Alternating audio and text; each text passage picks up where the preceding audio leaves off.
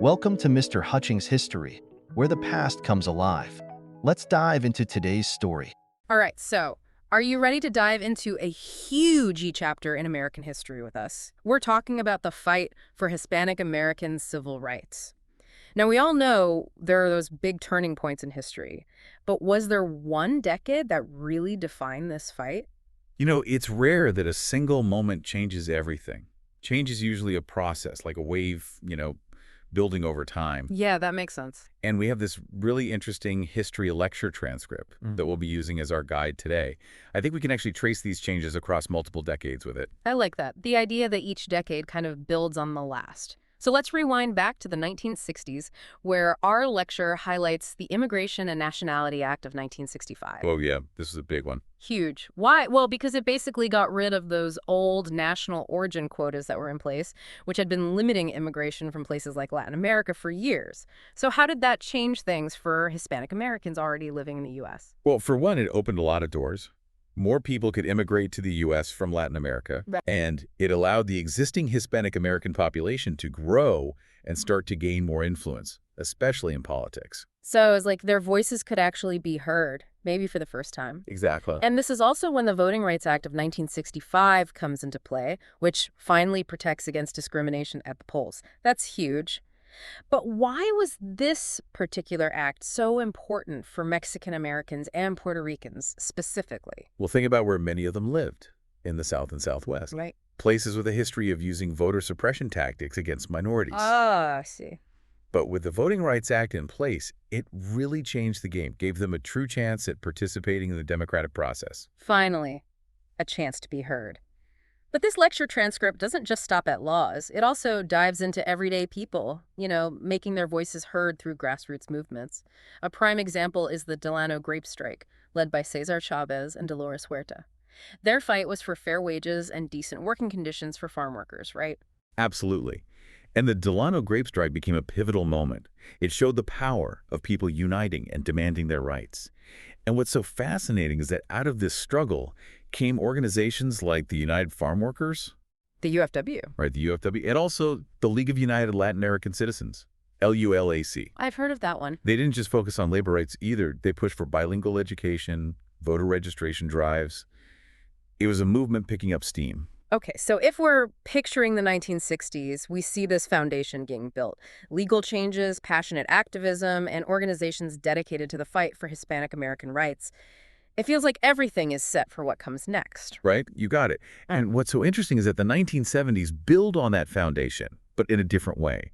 This is when those hard-fought gains started to be formally recognized, embedded into systems, becoming, as we call it, institutionalized. Okay, so explain institutionalization for our listeners. What does that actually look like? It's about moving beyond protests and stepping into positions of power, influencing actual policies and laws. That makes sense. And a perfect example of this is the rise of affirmative action.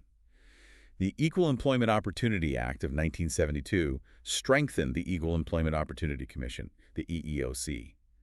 Now, they had real power to enforce anti-discrimination laws in workplaces, which of course included those that protected Hispanic Americans. So instead of hoping companies would do the right thing, there were actual legal consequences for discriminating. But how did this benefit Hispanic Americans specifically? Did it actually make a difference? It did. A lot of Hispanic Americans were often trapped in low-paying jobs, no real chance to advance. I can see how that would be a problem. The EEOC could step in and say, hey, you can't deny someone a promotion just because of their ethnicity or pay them less for the same work. So the EEOC had teeth, and the fight didn't end there. The transcript brings up this landmark legal case, Cisneros v. Corpus Christi. What made this one so important? Cisneros v. Corpus Christi was a huge win because it recognized Mexican Americans as a distinct minority group that deserved protection under the 14th Amendment. Which is all about equal protection under the law. Exactly. And importantly, it confirmed that Mexican Americans had the same rights to affirmative action benefits as other minority groups. So now we're talking about actively working to create a more level playing field. And this focus on representation wasn't only in the legal world, right? I mean, weren't there shifts happening on college campuses too? Absolutely. You started to see Chicano and Latino studies programs popping up in universities. That's so cool. It was about them taking control of their own narratives, giving Hispanic Americans a platform to tell their stories, explore their history and culture in academics. And at the same time, really strong advocacy groups like the National Council of La Raza were emerging.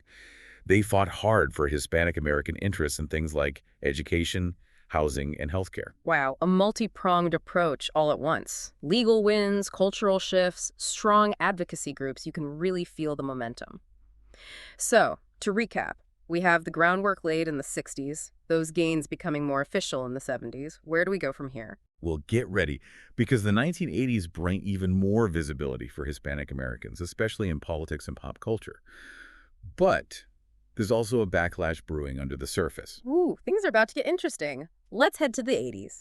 So we're picking up where we left off, the 1970s, with Hispanic Americans solidifying all those gains they had fought so hard for. Right. Now, as we head into the 1980s, those efforts really start to pay off.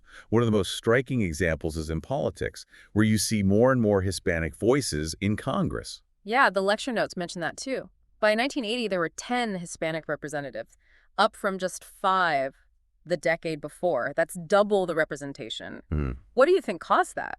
Well, a big factor was the Voting Rights Act. Remember how it was first passed in the 60s? Well, it got some important updates in 1982, and those amendments actually encouraged the creation of what we call majority-minority districts. Okay, I'm not sure I'm familiar with that term. What exactly is a majority-minority district? Basically, it's a voting district that's drawn in a way that gives minority groups, including Hispanic Americans, a better chance of electing someone who actually represents them. You see, these districts were designed to have a majority population of a specific minority group. Okay. The idea was to make sure they had more voting power, guarantee they had a voice in government. That sounds good at first, but isn't there a downside to that? I mean, the goal of voting districts is to make sure everyone is represented, not just certain groups, right? That's a great point, and it gets right to the heart of the debate about majority-minority districts. They did lead to more Hispanic representation, which was positive, but there were also some unintended consequences. Oh, like what? Some folks argued that this approach could actually lead to less diverse representation overall. For example, you could have a district designed to favor Hispanic voters, but in doing so, you might dilute the voting power of other minority groups in that same district. Oh, I see what you mean. It's like trying to solve one problem but accidentally creating a different one. It's a tough balancing act. Yeah, it is. And this debate about majority-minority districts still continues today as people try to figure out the best way to make sure everyone has fair representation. Makes sense. But it's not just about politics, though. The lecture also points out how the 1980s were a time when Hispanic Americans became more visible in pop culture. Right. This was the era of iconic shows like Miami Vice, which had a diverse cast and storylines. And talented actors like Edward James Olmos were getting critical acclaim for roles in films like Zoot Suit and Blade Runner. What impact did that have, do you think? A huge impact. Huh. For many Americans who didn't know much about Hispanic culture, seeing these actors and characters on screen was eye-opening. It helped break down stereotypes, you know. It humanized Hispanic Americans for the broader public. Don't bet. They weren't just side characters anymore. They were complex, with their own stories. Yeah, seeing yourself represented on screen, especially in a positive light, that's powerful, especially for young people. Absolutely. It's about feeling seen, feeling valued. And these changes were happening alongside the political gains we talked about. But we can't forget, this was also the Reagan era, a time of big social and economic change, some of which negatively impacted Hispanic communities. Really? Weren't things getting better overall for Hispanic Americans? Yes, in some ways, but progress isn't always a straight line, you know. I guess not. There can be steps forward, A&D backward. One major challenge during the Reagan era was all the cuts to social programs. Oh, I see. These programs like healthcare, education, job training, they were vital for many Hispanic Americans who depended on them. So it's like one step forward, 2 steps back, especially considering that many Hispanic Americans were already facing tough economic times. Losing that support must have been devastating. Exactly. And if that wasn't enough, there was this growing wave of anti-immigrant sentiment across the country, all this hostile rhetoric about immigration. It's like we've heard that somewhere before. Immigrants were blamed for all kinds of economic problems. And sadly, that often led to scapegoating and discrimination against Hispanic communities. It sounds like such a strange mix. Positive changes, but also backlash. Hispanic Americans are breaking through in media and politics, but at the same time, they're facing economic instability and xenophobia. You hit it right on the head. It just highlights how gains in one area don't always mean equality overall. And it really sets the stage for the 1990s, a decade that saw remarkable progress. but those inequalities just wouldn't go away. Sounds like we're in for another wild ride. What were some of the defining moments for Hispanic Americans in the 1990s? What should our listeners be looking out for? One big thing you'll notice is the resurgence of labor unions, especially those representing service workers. Okay, so we've journeyed through 4 decades of history here. We've seen the fight for Hispanic American civil rights unfold, legal battles, cultural barriers broken, political power on the rise. But the question is, did those hard-fought victories actually lead to true equality for Hispanic Americans? Well, that's where things get a little more complicated. The lecture transcript doesn't shy away from the truth. It acknowledges that despite all that progress, true equality was still a goal, not something they'd actually achieved. What were some of the signs that true equality was still out of reach? What evidence did the lecture give? Well, one area where the gap was really obvious was economics. Interesting. Hispanic poverty rates stayed way higher than the national average. And even with the progress made by unions like the SEIU, that wage gap between Hispanic workers and other groups, it just wouldn't go away. So even though more Hispanic Americans were joining the workforce, even getting union representation, they weren't seeing the same economic benefits. What caused that ongoing inequality? That's the key question, and it's about more than just income. It's about things like building wealth, having access to good opportunities, all the things that lead to long-term security. Yeah, right. Think about homeownership, access to quality education, the ability to start businesses. Hispanic Americans continue to face barriers in those areas. It's like those barriers create this ripple effect, Exactly. impacting every part of their lives. And what about political representation? We talked about the increase in Hispanic lawmakers, but I have a feeling it wasn't really in proportion to the actual growth of the Hispanic population. You're right to think that. While there was more representation, it didn't keep up with how much the population was growing. By 2007, Hispanic Americans were over 14% of the U.S. population, but they only had about 6% of the seats in the House of Representatives, and a measly 3% in the Senate. Wow, that's a big difference. It really shows that having more voices in government doesn't automatically mean equal power. There's still a long way to go for a truly representative democracy.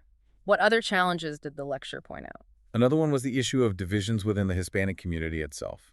We have to remember, Hispanic is a broad term. It is. It includes people from all kinds of backgrounds. Mexican Americans, Puerto Ricans, Cubans, Central Americans, South Americans. There's so much diversity. Right, and it's important not to group everyone together as if they all have the same experiences. It'd be like saying all Europeans are the same, right? Each country has its own history, culture, even different political views. So how did all that diversity within the Hispanic community impact their fight for civil rights? Well, it presented both opportunities and obstacles. The diversity brought a lot of different perspectives to the movement, I can see that. but it also made it harder to be united politically. Different subgroups had different priorities, different concerns, and sometimes even different ideas about what being Hispanic really meant. So on the one hand, there's strength in numbers, but on the other, it's a challenge to find common ground across such a diverse community. Exactly. And that really shows how complex the struggle for equality is. It's not just a straight line. It's Right. full of twists and turns, steps forward and backward. So after going through all these decades, can we say there was one specific turning point in the fight for Hispanic American civil rights? Or was it more of a team effort, a journey with lots of ups and downs? I think the lecture leans towards the latter. Continuous struggle, with each decade building on what came before, both the successes and the failures. It was, and still is, a testament to the resilience of all those who fought and continue to fight for equality. It's a good reminder that freedom, equality, justice, they're not endpoints. They're ongoing journeys. They need constant attention, continuous pushing, and a willingness to challenge things as they are. Couldn't have said it better myself. Yeah. And I think that's the real value of this deep dive. It's not just about retelling history. It's about encouraging you to keep exploring. The lecture really encourages you to look closer at those primary sources we talked about. Yeah. Think about the Voting Rights Act amendments, the campaigns around Proposition 187, even those powerful speeches by Cesar Chavez. Imagine what you could learn by reading those firsthand accounts. It's like stepping back in time and hearing those voices yourself. We've only scratched the surface here, and that's what's so exciting about history. There's always more to learn. Absolutely. So if you're feeling that spark of curiosity, I encourage you to keep going. Pick up a book, visit a museum, explore some online archives. Who knows what you might find? Right. You might discover a new perspective, a hidden story, or even question something you always thought was true. That's the power of really engaging with history. It helps us understand the past, but it also helps us shape our present and our future. I agree. So as we wrap up this deep dive, think about this. Where will your exploration of Hispanic-American history take you? What new questions will you ask? What new connections will you make? And remember, history isn't just dates and facts. It's a story woven from the lives, the struggles, and the victories of those who came before us. And when we engage with that history, when we learn from it, when we share those stories, we help create a more just and equitable future for everyone. So keep learning, keep questioning, and keep the conversation going. Until next time. Thanks for listening to Mr. Hutchings History. Keep exploring, and we'll see you next time.